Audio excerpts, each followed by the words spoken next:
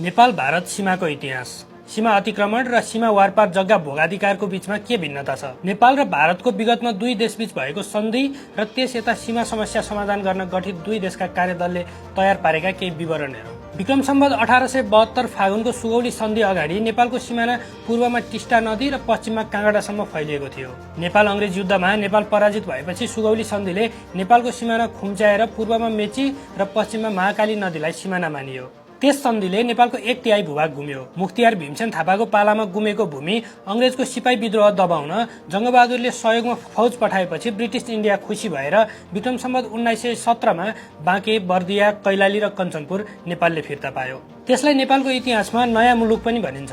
अंग्रेजको उपनिवेशबाट भारत मुक्त भएपछि यही नै नेपाल र भारत बीचको अन्तिम सिमाना कायम भयो। त्यसयता हाम्रो दक्षिणतर्फका छिमेकी भारतसँग सीमा सम्बन्धी थरीथरीका समस्या छन्। पूर्वको पशुपति नगरमा भारतले सीमा अतिक्रमण गरेको छ, जुन अहिलेसम्म टुङ्गो लगाउन सकिएको छैन।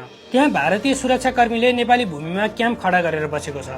दोस्रो, नवलपरासीको सुस्तामा नारायणी नदीले धार परिवर्तन गर्दा झन्डै 50 किलोमिटर जमिन भारतीय नागरिकहरूले भोगचलन गरिरहेका छन्। त्यहाँ भारतीय सीमा सुरक्षा बल नेपाली भूमिमा बसेको छ। विक्रम सम्वत 2044 सालमा भारतसँग सीमा सम्झौता हुँदा फिक्स बाउन्ड्री प्रिन्सिपल अन्तर्गत गरिएको सीमा सम्झौता अनुरूप नदीले धार परिवर्तन गरे पनि त्यो नेपालको भूमि हुनुपर्ने सिद्धान्तलाई भारतले बलजफ्ती उल्लङ्घन गरेका कारण सुस्ताको सीमा अतिक्रमण भयो।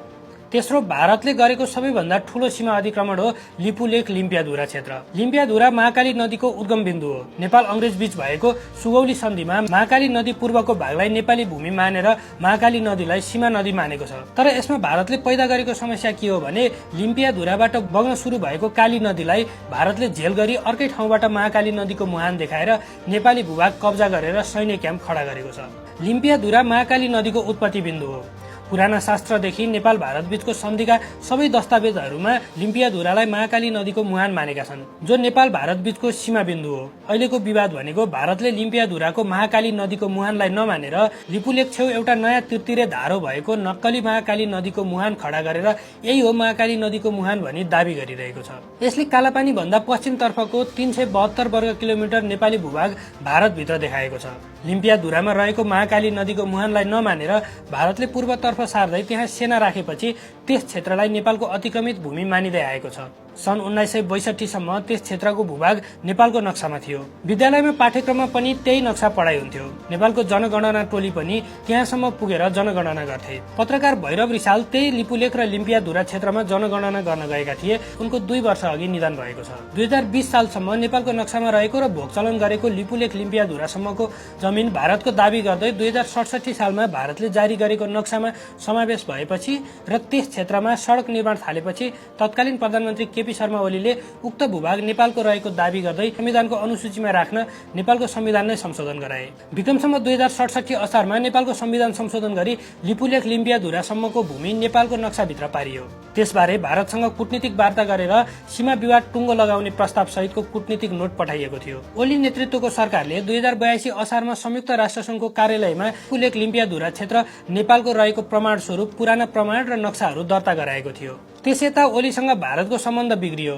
सम्बन्ध बिग्रिँदै जाँदा ओलीको सरकार ढल्यो। त्यही लिपुलेख लिम्पियाधुरा क्षेत्रको जमिन हुँदै भारत र चीनले व्यापारिक मार्ग खुलाउने सहमति गरेपछि विक्रम सम्वत 2082 भदौ 14 गते चीन भ्रमणका क्रममा चिनिया राष्ट्रपति सी जिनपिङ र भारतीय प्रधानमन्त्री नरेन्द्र मोदीसँगको भेटमा ओलीले उक्त जमिन नेपालको भएकोले नेपालको अनुमति बिना व्यापारिक मार्ग बनाउन नेपालको जमिन प्रयोग नगर्न चेतावनी दिए। त्यसको 1 हप्ता पूरा नहुँदै भदौ 23 गतेको जेन्जी आन्दोलन भयो र ओली सरकार ढल्यो। नेपाल र भारत बीच कालापानीको विवाद अझ रोचक छ। सन् 1962 मा भारत र चीन बीच लडाईँ हुँदा भारतले तत्कालीन राजा महेन्द्रसँग सहयोग माग्यो। भारतको आग्रहमा राजा महेन्द्रले चीनसँग लडाईँ जारी रहुन्जेल चीनसँग लड्ने भारतीय सेना बस्न पाउने गरी कालापानीमा भारतीय सेनाको बेस क्याम्प राख्न अनुमति दिए।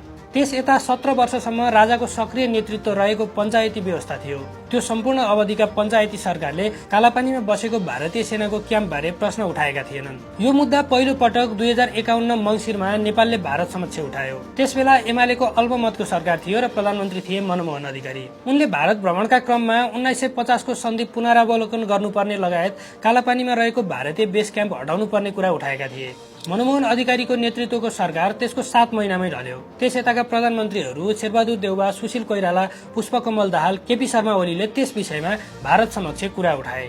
तर भारत सैन्य क्याम्प हटाउन तयार भएन। अरू ठाउँमा नेपाल भारत बीच सीमा समस्या नरहेको दुवै देशले संयुक्त रूपमा तयार पारेको कार्यदलले रिपोर्ट निकालेको छन् र आफ्ना आफ्ना सरकारलाई बुझाएका छन्। क्रस बोर्डर अकुपेसनलाई सीमा अतिक्रमण मानिँदैन, जो नेपाल र भारत बीच मात्र होइन संसारका विभिन्न देशमा रहेका हुन्छन्। सीमा क्षेत्रका नागरिकले एक अर्काको देशको जमिन प्रयोग गर्न पाएको भोगाधिकारलाई देशले गरेको सीमा अतिक्रमण भनिँदैन। अहिले प्रधानमन्त्री बालेन्द्र शाहले संसदमा उठाएको चर्चित प्रसङ्ग छ, नेपालले पनि भारतको धेरै ठाउँमा जग्गा मिचेको छ। यसले ठूलो खैलाबैला उत्पन्न भएको छ। त्यो नेपालले भारतको जग्गा मिचेको होइन, सीमा क्षेत्रका नागरिकले क्रस बोर्डर भोगाधिकार पाएको जग्गालाई अहिलेसम्म भारतले पनि नेपालले सीमा अतिक्रमण गर्यो भनेको छैन। नेपालमा 99% जनसङ्ख्या यो सीमा वारपारको जग्गा भोगाधिकारको बारेमा जानकार रहेको देखिएको छैन। त्यसमाथि प्रधानमन्त्रीले नै नेपालले भारतको जग्गा मिचेको भनेपछि त झन् अन्यल र भ्रम पर्न थालेको छ। सीमा वारपारको जग्गा भोगाधिकार सम्बन्धी विवाद स्थानीय स्तरमा प्राय सबै देशमा हुन्छ। अझ नेपाल भारत बीच खुला सीमाका कारण र बिना रोकटोक हिँडडुल गर्न पाइने भएकाले यो सुविधा उपलब्ध पनि छ, जसका कारण सीमामा बस्नेहरूलाई सहज पनि बनाइदिएको छ। नेपाल भारतको सीमा रेखा कोर्न विक्रमसँग 2064 सालमा नयाँ प्राविधिक समिति बनाइएको थियो, जसले नेपालको अतिक्रमित भएको सुस्त, कालापानी, पशुपति नगर बाहेकको नेपाल र भारतको सीमाको लगभग 98% डिजिटल नक्सा तयार पार्यो र हस्ताक्षर पनि भयो। प्राविधिक तहमा ग्लोबल पोजिसनिङ सिस्टम जीपीएस अनुसार नेपाल र भारतको सीमाको 182 फिट नक्सा तयार भई त्यसकै आधारमा अहिले सीमामा पिल्लरहरू निर्माण र मर्मत जारी छ। यो नक्सा तयार पार्ने क्रममा सीमा वारपारको जग्गा भोगाधिकारको लगत पनि खोजिएको थियो। केपी ओली पहिलो पटक प्रधानमन्त्री भएका बेला नेपाल र भारत बीचको सीमामा जग्गाको भोगाधिकार सम्बन्धी वास्तविक लागत निकाल्न बाउन्ड्री वर्किङ ग्रुप गठन भएको थियो। सो ग्रुपले अहिले उक्त भोगचलनको वास्तविक लागत निकालिरहेको छ। त्यसको विस्तृत रिपोर्ट आएपछि कुन कुन जग्गा धनीको के कति जग्गा यताउता परेको हो, सो अनुसार दुवै देशका सरकारहरूले आफ्नो नागरिकलाई जग्गा दिने वा त्यसको सट्टामा पैसा दिने विकल्प दिने निर्णय गर्नेछन्। यसबाहेक 10 गजा क्षेत्रको दुवै तर्फबाट मिचेको र खेतीपाती गरेको विषयमा त्यही 182 सिटे नक्साको आधारमा नेपाल र भारतका अधिकारीहरूले 10 गजा क्लियर गर्ने काम त्यही बेलादेखि अगाडि बढाएका हुन्। यसलाई नेपालले भारतको जग्गा मिचेको रूपमा भारतले पनि लिएको छैन। सुगौली सन्धिले निर्धारित गरेको सीमा अधिक्रमण गर्ने काम भने भारतले लिपुलेख, लिम्पियाधुरा, कालापानी, सुस्ता र पशुपति नगरमा गरेको छ, जसले त्यहाँ नेपाली भूमिमा सुरक्षा क्याम्प नै राखेकोले त्यसलाई अतिक्रमण भनिएको हो।